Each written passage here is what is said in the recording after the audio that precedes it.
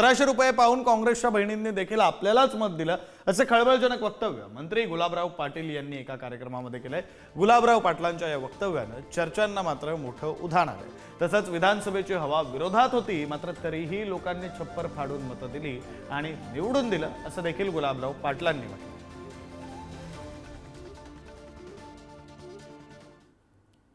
जरी ती बहीण काँग्रेसची होती तरी ती 1500 कडे पाहून बरोबर तिने आमचे बटन दाबलं। नवऱ्याला सांगितलं तू सांगितलं तिथंच दिलं, पण ते का पाहायला जाणार आहे म्हणे तिथे। जो 1500 देतो भाऊ तो आपला भाऊ। त्यामुळे आपण जर मतांची टक्केवारी पाहिली तर महिला बहिणींनी आम्हाला या वर्षी खूप खूप मदत दिली। यावेळेस लाडक्या बहिणींकडे आम्ही जास्त लक्ष दिलेले सरपंच आणि त्यांच्याही आमच्यावर टीका झाली की निवडून आल्यावर बंद करतील।